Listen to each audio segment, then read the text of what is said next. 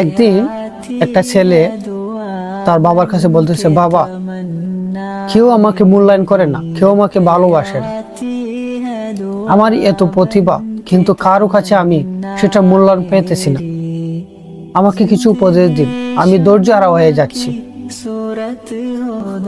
তার কথা শুনে তার বাবা বলল, ঠিক আছে, আমি তোমাকে ছোট্ট একটি কাজ দিচ্ছি, তুমি সেই কাজটি করো, তাহলে বুঝতে পারবে। তখন তাকে একটি পুরনো ঘড়ি দেওয়া হলো। ঘড়িটি প্রায় 400 বছর আগের ঘড়ি। তার বাবার স্মৃতি, এক কথায় তাদের বংশের একটি স্মৃতি, সেটা দেওয়া হলো তাকে এবং বলল, তুমি সেটাকে যাও একটি বাঙালি দোকানে নিয়ে যাও এবং সেটার দাম করো, তবে বেচবে না, সেটা আবার নিয়ে আসবে।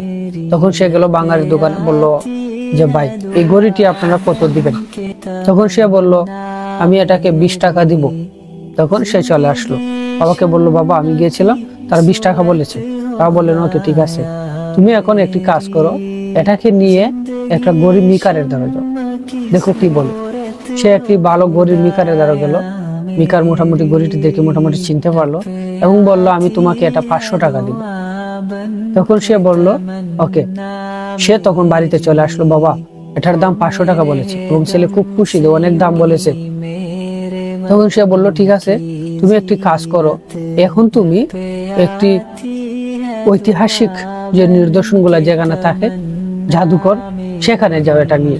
তখন সে সেখানে গেল এবং তারা বিভিন্নভাবে পরীক্ষা করে দেখলো এটা প্রায় 400 বছরের পুরনো।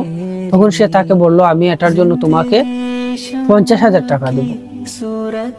তখন ছেলে খুবই খুশি, 50,000 টাকা দিবে। তখন বাবাকে বলল, বাবা, এটার জন্য তারা 50,000 দাবি করেছে। তখন সে চলে আসলো।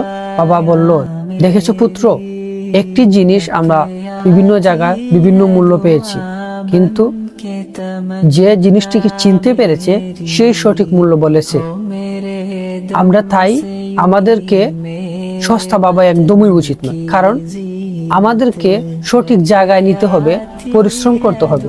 কে আমাদের জন্য সঠিক সে বুঝতে হবে। আমরা যদি ভুল জায়গায় গিয়ে ভুল মানুষকে আমাদের মূল্য জিজ্ঞেস করি, তাহলে তো তারা মূল্য দিবে না। আমাদেরকে সঠিক জায়গায় গিয়ে আমাদের মূল্য জিজ্ঞেস করতে হবে, মূল্য জানতে হবে, তাহলে তারা মূল্য দিবে। তাই কেউ যদি আপনার সম্পর্কে খারাপ মন্তব্য করে অথবা আপনার কাজ দেখে যদি কেউ খারাপ বলে, তাহলে চিন্তিত হওয়ার কোনো কারণ নেই, কারণ হয়তো সেই কাজের যোগ্য ওই ব্যক্তি না। আপনার কাজ যদি ভালো করতে থাকেন, তাহলে একসময় আপনি অবশ্যই ভালো একটি ফলাফল পাবেন এবং ভালো মূল্যায়ন পাবেন। তাই কখনো ধৈর্যহারা হবেন না, পরিশ্রম করতে থাকেন এবং সঠিকভাবে এগিয়ে যান। ধন্যবাদ সবাইকে।